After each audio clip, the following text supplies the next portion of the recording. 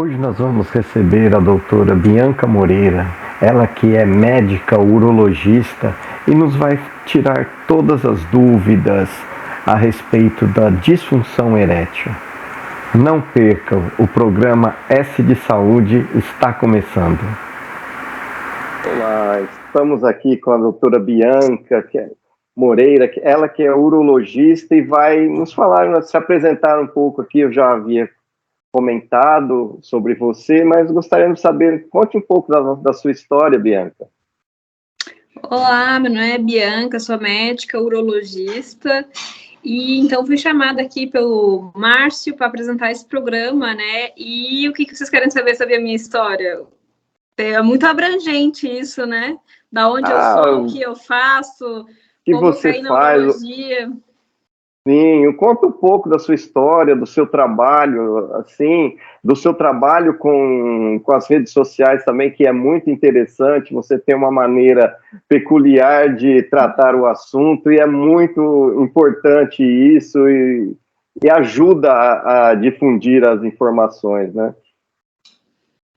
Faz mais ou menos um ano que eu entrei para falar um pouco sobre o meu trabalho na internet.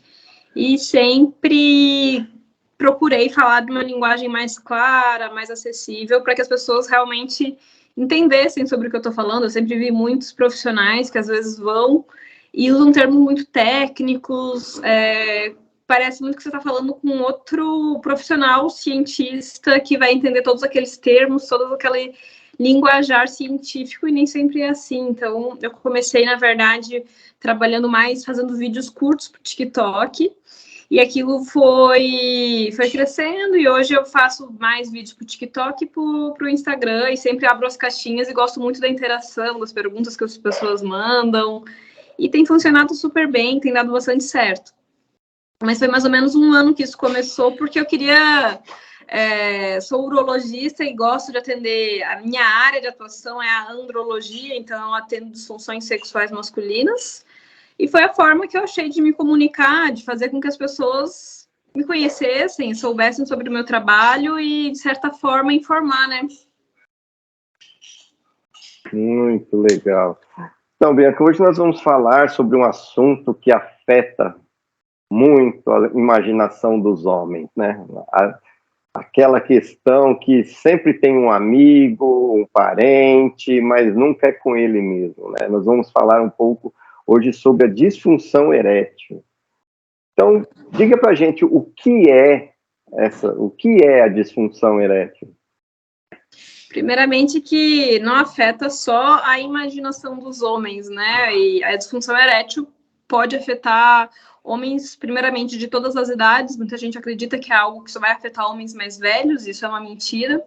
Pode afetar homens de todas as idades, mas a disfunção erétil se caracteriza pela incapacidade de ter uma ereção suficiente para ter uma atividade sexual satisfatória com penetração. Como a gente sabe, é possível ter relações sexuais sem penetração, mas é assim que se caracteriza uma disfunção erétil. Então, é muito fácil um homem identificar que ele está com disfunção erétil. Se ele não está conseguindo ter ereção suficiente, ou tem ereção muito fraca, perde a ereção no meio da relação, e isso tem acontecido nos últimos meses, na maioria das relações, significa que está com uma disfunção erétil. E que tipo de profissionais, quais são os profissionais que a pessoa percebeu que ela está tendo esses problemas? Qual o profissional que ela deve procurar, seja no meio público, no meio privado? Que profissional que ela deve procurar? O profissional que estuda e trata a disfunção erétil são os urologistas, né? Que vão investigar, que vão avaliar. Então, os urologistas são os especialistas na parte do órgão masculino, na parte do genital masculino. Também são especialistas na parte de todo o aparelho geniturinário. Então, a gente tem aparelho geniturinário masculino e também aparelho urinário feminino. Então, são os urologistas. Agora, aquele homem que quer procurar um profissional da rede pública, ele vai procurar uma unidade básica, e a unidade básica que vai encaminhar, vai referenciar, ou vai começar o tratamento ali e vai referenciar para o urologista. mas o profissional inicial, que vai começar o tratamento da disfunção, é o urologista, que ele vai investigar a causa disso e começar o tratamento. Então, a gente pode dizer que muitas das vezes, né, nós sabemos que a causa da disfunção, ela pode ter origem psicológica também, né, além das funções fisiológicas, né? Então, você pode dizer que seria interessante também ter uma equipe multidisciplinar por detrás desse tratamento? Sim, é importante ter uma equipe multidisciplinar, porque em alguns casos vai ser necessário fazer uma psicoterapia, no caso de uma disfunção psicogênica, né? Que a gente sabe que toda disfunção erétil pode ser um pouco psicogênica, por conta daquilo gerar muito estresse, gera muita ansiedade. Nenhum homem gosta de passar por uma situação como essa. Mas nem toda disfunção vai ser psicológica. Tem homem que ele vai ser puramente orgânico, que na verdade é só um problema vascular, um problema do corpo dele. Aí, nesses casos, nem sempre fazer a terapia vai realmente ajudar a lidar com aquela angústia, como uma angústia qualquer da vida, mas nem sempre vai ajudar ele naquele tratamento, diferente daquele homem que tem uma disfunção que é predominantemente psicológica. E você pode dizer para a gente quais são as principais causas, os fatores de risco que influenciam nessa disfunção? Então, existem, primeiro eu vou falar as causas da disfunção erétil. A disfunção erétil pode ter causa vascular, que seria um problema nos vasos sanguíneos, né? Poder ter um problema neurológico, que seria os nervos que estão danificados, que pode ser por uma neuropatia, ou por um acidente, um traumatismo, ou até por uma cirurgia da próstata, que vai lesando os nervos. Pode ter uma causa hormonal, que seria, por exemplo, uma deficiência de testosterona, ou algum outro transtorno hormonal, transtornos da tireoide. Pode ter uma causa geométrica, que seria casos de homens que têm uma deformidade peniana que impossibilita ele de ter a relação, por exemplo, um pênis que é muito pequeno, um pênis que está curvo por uma doença de Peyronie, ou que tem alguma curvatura congênita, nasceu com uma curvatura. A causa psicológica, que pode ser puramente psicológica e também pode estar junto de todas essas causas, piorando ainda mais a situação. E causa medicamentosa. Então, existem medicamentos que os homens tomam que pode ser a causa de uma disfunção erétil. Então, a principal causa é a causa vascular. E o que faz o homem ter uma disfunção do tipo vascular? A própria idade, conforme o homem vai envelhecendo, o tecido, o endotélio, que seria a parte de dentro dos vasos sanguíneos, vão envelhecendo ou podem até ir obstruindo por aterosclerose, dislipidemia, que é um excesso de colesterol. A diabetes pode afetar, então, também a questão vascular. O cigarro, o tabagismo, qualquer tipo de cigarro também vai afetar essa questão vascular. Pressão alta, doenças cardíacas, tudo isso vai afetar a parte vascular, e a parte vascular é a principal causa de disfunção erétil. Então, a maioria das disfunções que temos é do tipo vascular. No caso das origem que você falou medicamentosa, quais medicamentos assim costumam influenciar diretamente essa disfunção? Falar sobre isso até é um pouco complicado, que muitos homens, às vezes, ao ouvir isso, vai ter o ímpeto de parar uma medicação por conta própria. E, às vezes, quando a gente está assim, isso nunca vai substituir uma consulta, então nenhum homem pode tomar uma atitude dessa, que você pode até estar complicando outras partes, né? Tipo, pode estar piorando a situação. Então, antes de parar qualquer medicação, é muito importante que você consulte o profissional que lhe passou a medicação, que possa ajustar, às vezes substituindo ou reduzindo a dose, mas medicamentos que são usados para pressão arterial, para o tratamento da hipertensão, hidroclorotiazida, losartana, captopril, são medicamentos que estão muito associados, beta-bloqueadores, são muito associados à disfunção erétil. Medicamentos que são usados para alguns medicamentos psiquiátricos, alguns medicamentos para epilepsia também podem afetar essa questão. Você citou agora há pouco a questão da ansiedade, né? O Brasil, ele é o segundo país mais ansioso do mundo. Na sua experiência de tratamento, você chegou a analisar, a ter avaliar esse tipo de correspondência entre ansiedade, qual o grau que isso aparece, se é mais de 50%? Como que você conseguiu perceber isso? Se você percebeu.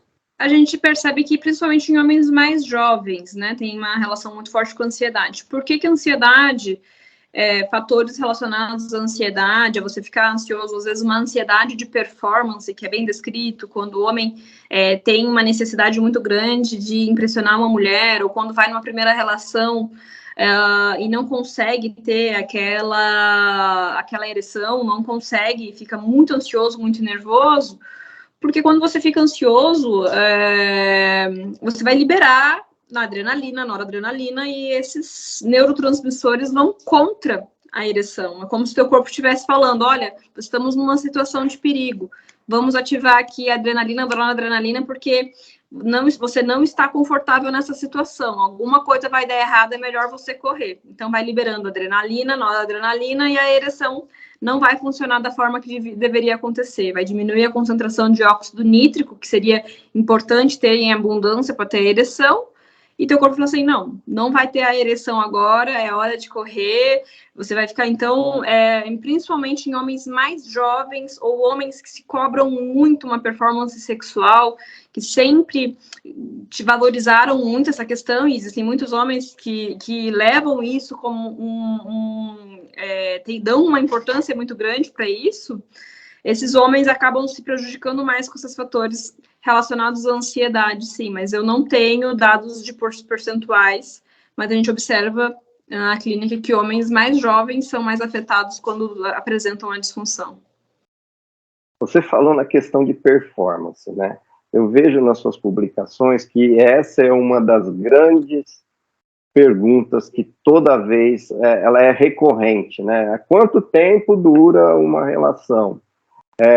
Você pode explicar isso para a gente um pouco aqui, para realmente tirar um pouco dessa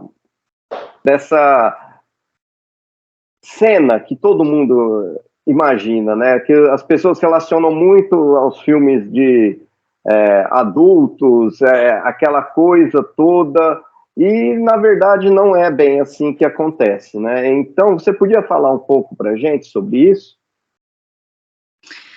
Sobre essa questão da performance, sim, muitos homens acabam se cobrando muito e querendo ter, às vezes, mais de uma relação na noite, ou ter uma relação muito duradoura, sendo que o que leva à satisfação, o que faz uma relação ser satisfatória é que seja uma relação a dois, que as duas pessoas saiam, ou as pessoas que estão envolvidas naquela relação saiam satisfeitas daquela relação, né? E nem sempre vai ser realmente o que é reproduzido nesses filmes XX, que eu sempre falo, né? Os filmes XX que acabam contaminando os homens do que seria viver uma sexualidade saudável, sendo que aquilo não é a representação, longe de ser a representação da realidade. É uma deseducação do que é, na verdade, do que funciona uma relação, né?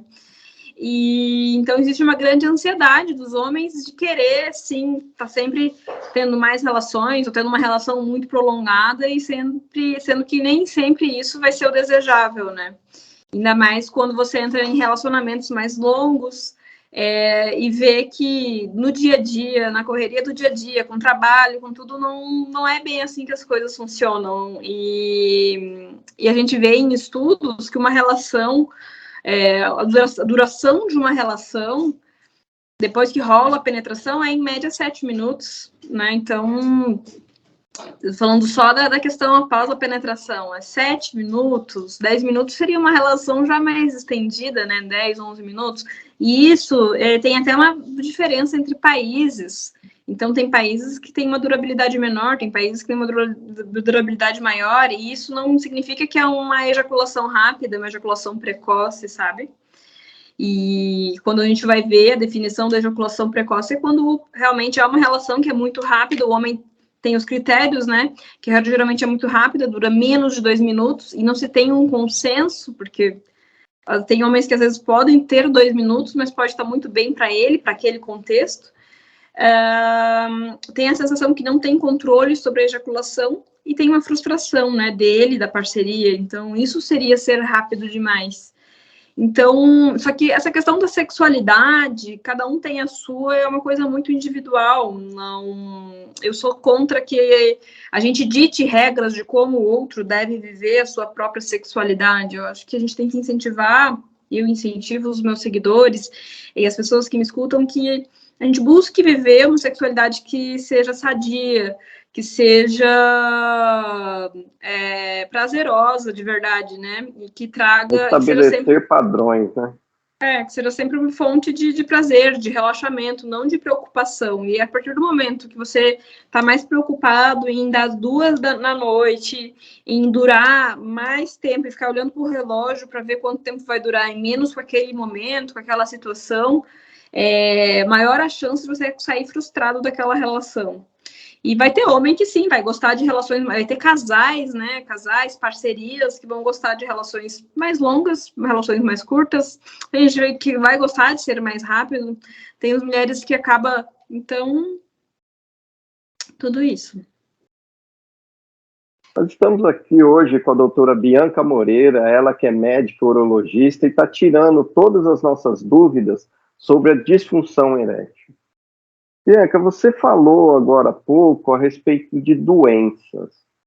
Nós comentamos um pouco de medicação. Existe alguma doença, além das que você citou, como a diabetes, a hipertensão, que pode levar o paciente a ter quadros de disfunção erétil?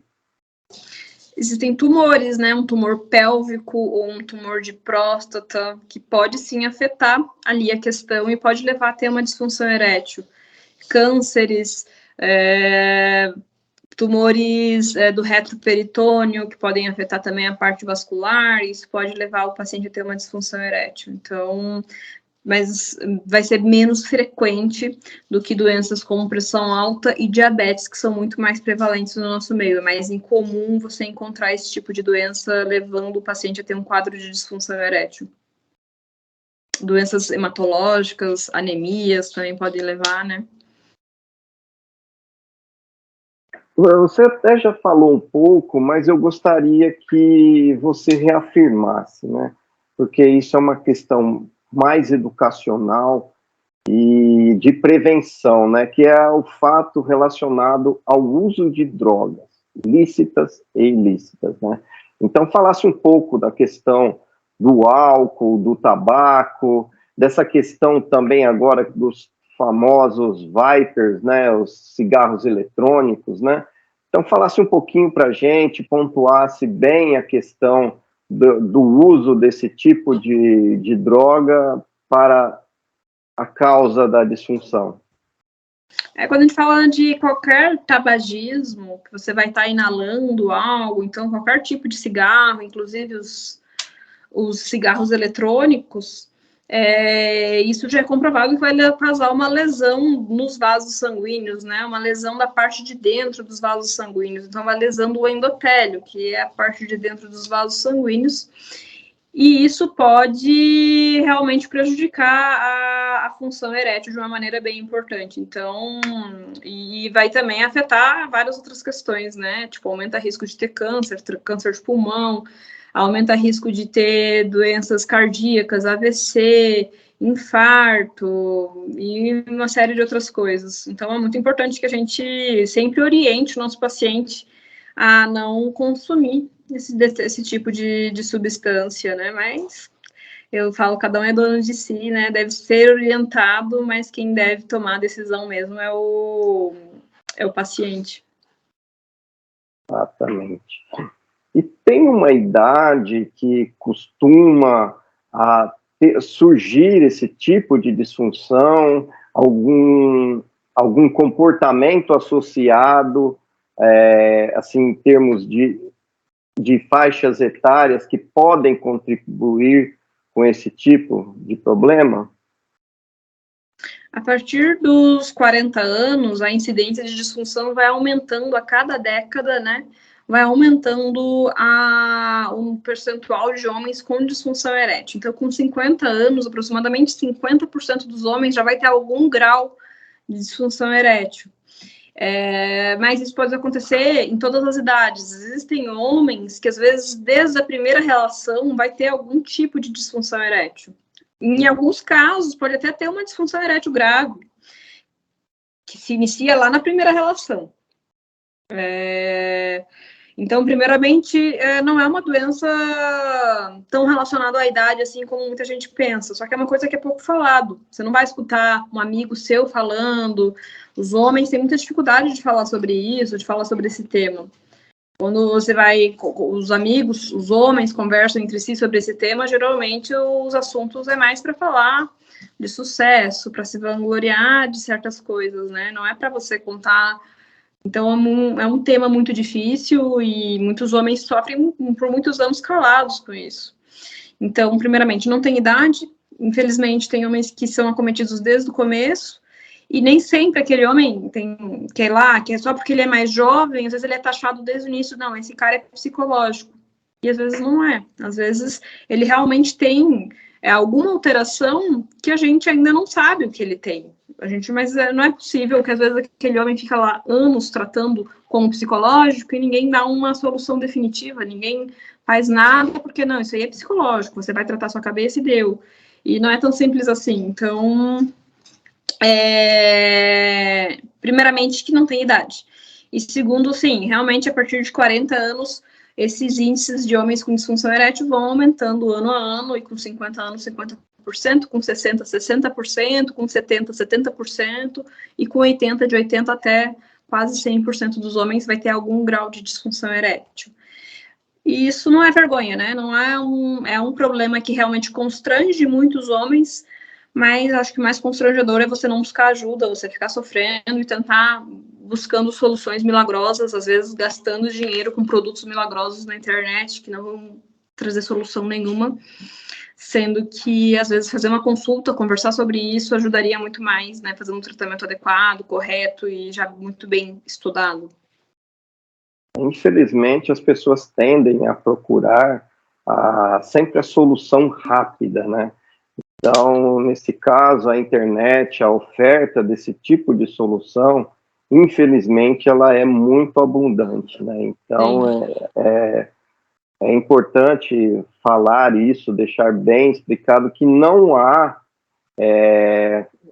resposta milagrosa, né? O problema existe, até o fato, seria o que eu gostaria de saber de você, se tem cura, se há como reverter, se o grau de sucesso nessa reversão ela é expressiva. Fala um pouquinho para a gente.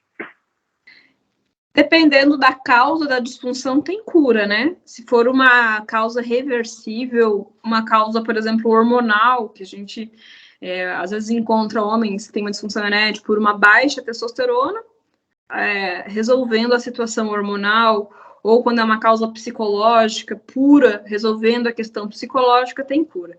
Mas a maioria, como eu falei, a maioria dos casos é por causa vascular, por conta de uma questão vascular. E o que eu sempre falo, assim, para os meus pacientes é que existem poucos tratamentos restaurativos, que restauram o corpo cavernoso, que restauram a parte vascular do pênis. É como... então, eu falo assim, é como se fosse... Quando você tem um problema na sua pele, vai fazer um tratamento, vai fazer um peeling na pele para tirar a ruga. Então, existem tratamentos buscando driblar o envelhecimento da pele. E eu falo, o pênis, ele é como qualquer parte do corpo, ele está envelhecendo. Envelhece como o nosso cabelo fica branco, como a pele começa a enrugar, o nosso rim envelhece, tudo envelhece, o pênis também vai envelhecer. Então, infelizmente, a gente tem poucos tratamentos restaurativos lá do corpo cavernoso. A gente não tem o botox do pênis, a gente não tem o peeling do pênis que vai restaurar aquele tecido. O que a gente tem para restaurar, a gente tem hoje opção bem documentada, que é a terapia de ondas de choque de baixa intensidade, que visa, então, ser um tratamento para melhorar a vascularização, fazendo uma neovascularização. Mas se sabe que nem todos os pacientes vão ter uma boa resposta a esse tratamento. Ele funciona muito bem para casos de disfunção vascular leve até moderada, mas nem todo paciente vai ter uma boa resposta. Não é, infelizmente, não é um tratamento tão acessível assim. É um tratamento que envolve custos e nem todo mundo vai ter uma super resposta com ele. Muitos pacientes vão usar e vão ter uma boa resposta, mas nem todos. Também é um bom tratamento para quem sofre de doença de Peyronie e tem dor por conta do Peyronie. Existem outros tratamentos que ainda estão sendo estudados, mas que ainda estão em processo de investigação. Seria fazer botox dentro dos corpos cavernosos, por exemplo, ou aplicar plasma rico em plaquetas dentro dos corpos cavernosos, também com o objetivo de causar uma restauração daquele tecido. Mas ainda, como ainda está em estágio experimental, a gente ainda não está saindo, falando e recomendando. Então, a gente torce muito que existam novos tratamentos restaurativos para essa região, porque realmente, quando é um caso vascular, se você lê a definição da disfunção erétil, você consegue, sim, curar. Mas essa cura é através de um homem que não tinha ereção, volte a ter ereção com os tratamentos que a gente tem, mas não é uma cura restaurando o corpo cavernoso, restaurando os vasos sanguíneos ali do pênis. Então, mas a gente cura na definição. Um homem que vai fazer uma cirurgia de prótese peniana, ele praticamente estará curado, porque ele não vai mais ter disfunção erétil, né? Então, ele estará curado, mas não vai ser uma cura restaurativa, né? Seria um tratamento mais definitivo. Então, muitos dos tratamentos que a gente oferece são tratamentos considerados mais paliativos. Você falou aí a doença de Peyronie, né? Fala pra gente um pouco mais dessa doença, dessa alteração, e para o pessoal saiba o que é.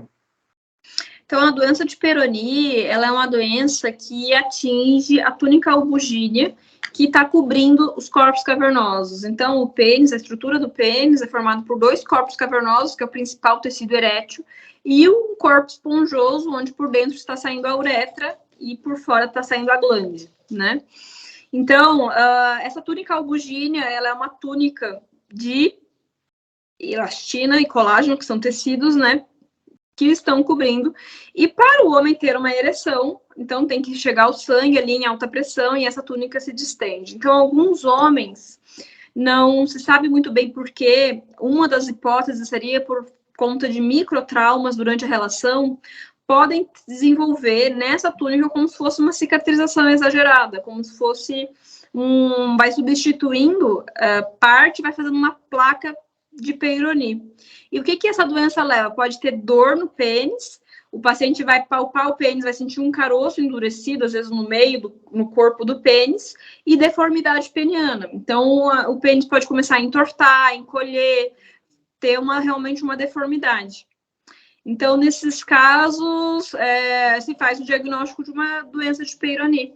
E do paciente, nesses casos, é importante começar o tratamento, e é uma doença também que tem uma prevalência considerável. Até 8% dos homens podem ter essa doença de Peyronie.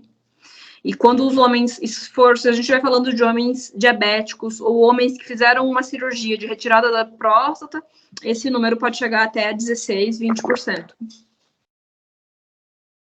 Você citou também a questão de graus da disfunção, né?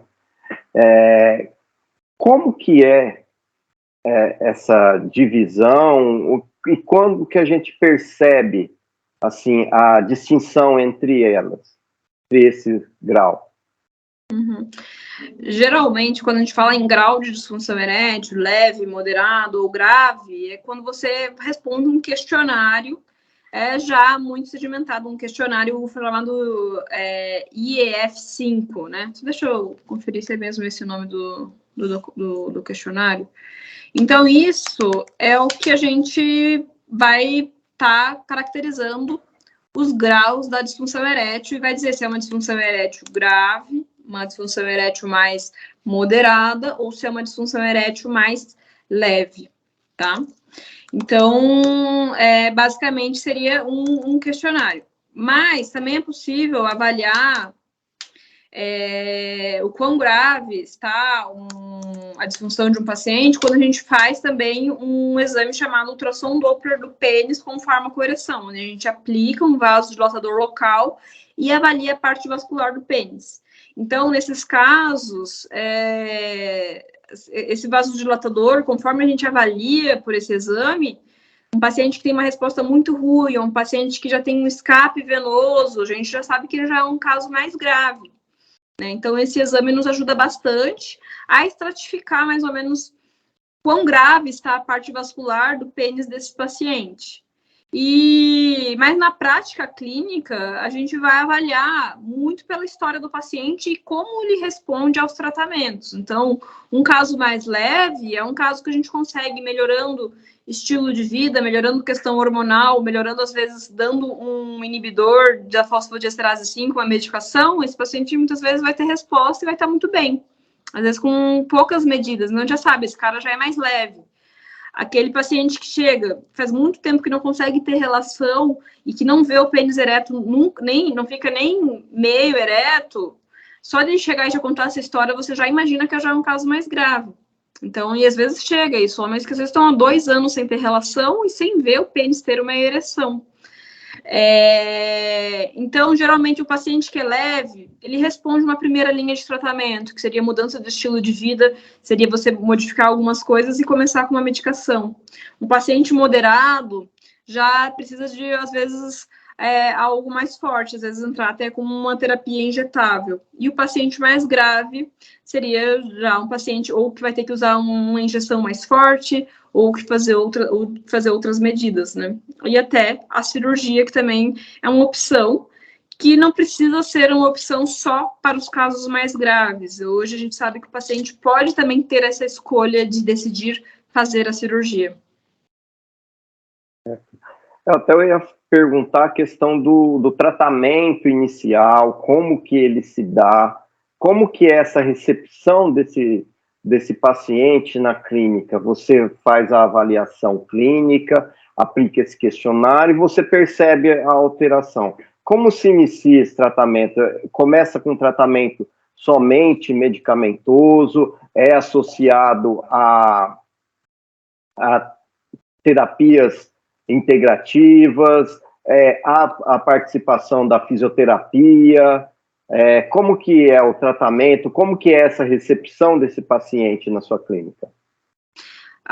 Em primeiro lugar, o tratamento começa quando a gente escuta a história do paciente. O tratamento começa escutando, fazendo o paciente falar e contar a sua história. Então, eu acredito muito, tem muitos pacientes até que já chegaram para mim e falaram assim, nossa, só de você sair, de falar essa história para alguém, eles já saíram da consulta se sentindo melhor. Então, eu acredito que é por aí que a gente começa um tratamento. Em segundo, a gente tem que valorizar as preferências do paciente. O que esse paciente espera do seu tratamento? Qual que é a frequência sexual desse paciente? Com quem que ele tem relação? Quando que isso... E a gente vai fazer, primeiramente, uma investigação, né? Ver todo o histórico do paciente, como que está funcionando, quando que isso começou, medicamentos que ele usa, cirurgias que ele fez, para aí, assim, a gente traçar um objetivo e um tratamento.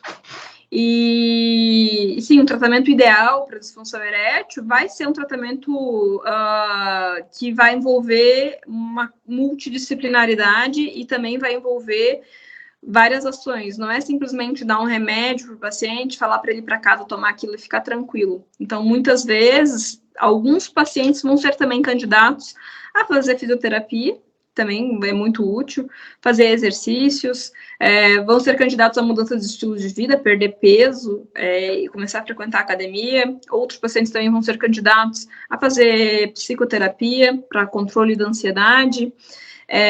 E o tratamento muito usado, e a gente lança a mão, em muitos casos, o paciente realmente vai precisar lançar a mão desse tipo de tratamento, são os medicamentos, como Viagra, Tadalafila, Vardenafila, que são medicamentos muito seguros, mas a gente sempre tem que avaliar a real necessidade do paciente estar usando isso e também avaliar se o paciente não tem contraindicações a usar isso, né? Então, e vale lembrar que a disfunção erétil, ela tem muitos fatores de risco que são fatores de risco também para doenças cardíacas. E às vezes uma disfunção erétil pode ser o primeiro sinal de uma doença cardíaca. Então é sempre bom investigar como é que está a questão cardíaca do paciente, né? Antes de sair tratando e liberando o paciente para ter relação. Então existe um grande mito que Viagra, que Tadalafila causa infarto. Só que hoje já está mais do que provado que essas medicações não causam infarto. Mas você ter uma relação sexual, que é uma atividade física também, sem estar preparado, com uma doença cardíaca não tratada, não controlada, aí pode fazer você ter um infarto. Então é isso, eu acredito que o tratamento depende muito do caso, né? E de como o paciente é receptivo a isso, né? Ao tratamento, às coisas que você vai falando. Você falou da questão da contraindicação de medicação.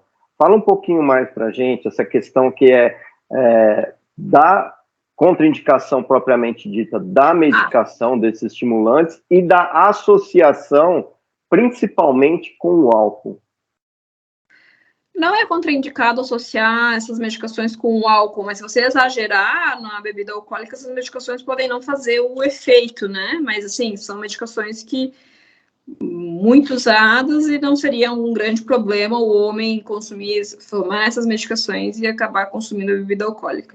Acontece que, às vezes, se você exagerar no álcool, você pode considerar que essas medicações não fizeram efeito. É bom lembrar que 30% dos homens não vão ter uma boa resposta com essas medicações. E a principal contraindicação é o uso de nitratos, medicamentos da classe dos nitratos, que é um medicamento muito usado para quem tem angina, para quem sofre de dor no peito. Então, o nitrato seria medicamentos como monocordil, isocordil. Então, sempre que vai pensar em tomar essas medicações, fala com seu cardiologista antes ou fala com seu médico se o medicamento que você não está tomando não é dessa classe dos nitratos. Porque associar essas medicações pode fazer ter uma hipotensão muito severa. Então, até homens que estão tendo infarto, estão chegando com dor no peito, faz parte do questionário perguntar se ele está tomando essas medicações, porque se ele estiver tomando, ele não pode receber, que uma das medicações para tratar uma dor de infarto é usar esse tipo de medicamento, que é um nitrato, que é um isordil, nomes comerciais, né, isordil, monocordil, não, medicamentos da classe dos nitratos. Outra contraindicação é você ter uma doença cardíaca não controlada, uma pressão alta que não está controlada, mas já não seria uma contraindicação relativa, né? Ou se você tem uma insuficiência cardíaca grau 4, uma insuficiência cardíaca muito grave, que seria um homem que também não pode fazer atividade física. Então, essas são as principais contraindicações ao uso dessas medicações. Importante. Vamos falar um pouquinho agora, Bianca, a respeito do que eu acho primordial e o que eu busco mostrar bastante aqui no programa, que é a prevenção. Existe uma forma de prevenir? Quais as formas que eu posso fazer uso? Explique um pouquinho para a gente. A prevenção é da mesma forma que você previne ter uma doença cardíaca, que você previne ter outros problemas, você previne ter diabetes, você vai prevenir de ter uma disfunção erétil. Então, buscando ter uma ereção boa, de qualidade, eu sempre vai incentivar o homem a evitar o sobrepeso, o controle do peso, né? Se tem obesidade, emagrecer, fazer atividade física, porque vai melhorar a parte vascular. Então, a atividade física vai ser importante nesse contexto. Evitar o tabagismo, o cigarro. Evitar o estresse em excesso vai fazer tanto mal para o coração como vai fazer mal para a ereção. Avaliar como é que está a questão hormonal, então atividade física, manter o peso, fazer exercícios de musculação é muito importante para ter um equilíbrio hormonal, para ter uma parte metabólica boa e evitar ter esse tipo de problema. E ter uma boa parceria, porque não adianta nada você cuidar de tudo e às vezes você ter em casa um relacionamento conflituoso que nunca vai satisfazer, que nunca vai querer ter atividade sexual. Então, é isso, ter bons hábitos que vão ser, é até meio clichê a gente falar isso, né? Mas é a verdade, você manter o peso, manter uma boa alimentação, controle do estresse, evitar o tabagismo, isso vai te ajudar a ter, a longo prazo, uma ereção melhor e mais, que vai te fazer mais feliz e que vai evitar de você ter que fazer outros tipos de tratamento. Nós estamos com a doutora Bianca Moreira, ela que é médica urologista e está tirando todas as nossas dúvidas a respeito da disfunção erétil. Ô Bianca, existe mais alguns tipos de tratamento, alguma coisa mais recente que ainda está em experimento, que você possa estar indicando aos pacientes? Tem alguma coisa nova surgindo por aí a respeito desse tipo de problema? Então, é que assim, quando a gente vai indicar um tratamento para um paciente, a gente não vai indicar coisas que ainda estão em experimentação, né? Porque a gente pode até estar colocando um paciente em risco, né? Mas como eu já comentei, existem ainda investigações e estudos e artigos novos falando do plasma rico em plaquetas, tratamento com células-tronco, tratamento com botox, que visaria relaxar mais o corpo cavernoso, mas eu não vou indicar nada que já seja muito seguro de se fazer, que já tenha muitos protocolos e que já esteja preconizado em guidelines. Mas os outros tratamentos que funcionam muito bem, tipo, homens que não respondem aos comprimidos, tomou os comprimidos, otimizou e não respondem, aí já ainda vai ter a opção dos injetáveis, que funcionam muito bem. Então, o paciente, antes da relação, vai fazer uma injeção no pênis de um vasodilatador, e isso hoje já temos, parece muito agressivo, você fala, nossa, vai injetar um pênis dentro, vai injetar uma injeção dentro do pênis, parece uma coisa muito dolorosa, mas já se criou um dispositivo como uma canetinha de Ozempic, onde acaba facilitando e tornando esse tratamento um pouco mais amigável, no caso. Da forma tradicional, teria que pegar uma agulhinha de insulina, aspirar a medicação, aplicar, em 5 a 15 minutos o paciente tem resposta. Esse tipo de tratamento só pode ser feito após uma avaliação e após um Doppler do pênis com ereção ou um teste em consultório. E um outro tratamento, que é o tratamento definitivo, que é a cirurgia. É fazer uma cirurgia de uma prótese peniana, né? Apesar de não ser um tratamento novo, é um tratamento que vem se mostrado cada vez melhor e cada vez trazendo mais satisfação aos homens. É um tratamento que tem um índice de satisfação acima de 98%, 96%. Então, é realmente um tratamento que os pacientes devem considerar e não ter preconceito, não ter tabu com isso. É um tratamento que não vai mudar o prazer, não vai mudar a ejaculação, não vai mudar a sensibilidade e que realmente devolve a autoestima para o homem e devolve liberdade, né, para ele ter relação quando ele quiser, como ele quiser. Então, é um tratamento realmente muito bom. Bianca, nós falamos anteriormente a respeito da dificuldade, né, dos homens em falar sobre isso. E um dos grandes problemas que está relacionado à disfunção erétil é justamente o câncer de próstata, né, que aflige muito aos homens e ainda há uma certa dificuldade em eles aderirem aos tratamentos, aos exames preventivos. Você pode falar um pouco para a gente sobre isso? Se há uma dificuldade dos homens de aderirem a um tratamento de câncer de próstata? Não. A procurarem um médico para fazer o exame preventivo, né? Esse primeiro contato, né? Que muitos retardam esse tipo, não fazem exames periódicos de PSA, ou mesmo não gostam de fazer, tem aquela dúvida, a questão do exame de toque, né? Tem um preconceito. Fala um pouco para a gente sobre isso. Então, existe sim, muitos homens às vezes evitam de ir no urologista por conta disso, sendo que hoje a gente sabe que, então, para você fazer um rastreio, o nosso objetivo é fazer um diagnóstico quando a gente possa curar uma doença como essa, né, um câncer de próstata. Então, realmente existe muito preconceito, muita relação ao exame do toque, muitos homens que acham que não querem de jeito nenhum se submeter a um exame como esse. E acontece que esses homens, eles podem ir no urologista e falar para o urologista, olha, eu quero fazer o PSA, mas eu não quero fazer o exame do toque, porque é o corpo deles, eles têm esse direito de ser dono e de decidir pelo corpo deles, né? Porque a vida do urologista, a nossa vida, não é só fazer exame do toque, né? Então, isso é uma coisa que faz parte da nossa anamnese, que faz parte das nossas avaliações, é fazer o exame do toque. Mas, hoje, se sabe que fazer o rastreio do câncer de próstata é uma coisa que tem que ser consenso entre o paciente e o médico. O paciente tem que aceitar também fazer esse exame. Só o PSA adianta? Olha, é melhor fazer só o PSA do que não fazer nada. Então, em vez de você já chegar aqui e falar, olha, é obrigatório todos os homens com tantos anos fazer toque e PSA, isso é obrigatório, e você sabe fazer como se fosse uma sabatina, assim, tipo uma coisa, uma cartilha, e falando, eu vou estar fazendo com que mais homens que estão me assistindo, então eu não vou. Ela está falando que é obrigado? Quem, né? Tipo, como assim isso é obrigado? Então, não.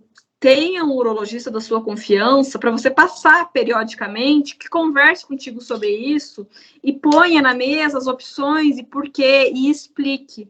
Então, eu sempre tive muito paciente que entrou no meu consultório e falou assim, não quero fazer esse exame, e tá tudo bem. E muitas vezes eu só expliquei e conversei a necessidade do exame, por que eu queria fazer o exame, por que eu não queria fazer o exame, eles já ficavam mais tranquilos e aceitavam fazer. Então, ir periodicamente no urologista, você pode estar prevenindo outros problemas, né? Muitas vezes, o urologista, assim como o ginecologista é o médico da mulher, o urologista é o médico do homem, que acaba, muitas vezes, detectando a primeira vez um diabetes, detectando a primeira vez uma pressão arterial, detectando alterações hormonais, uma deficiência de testosterona.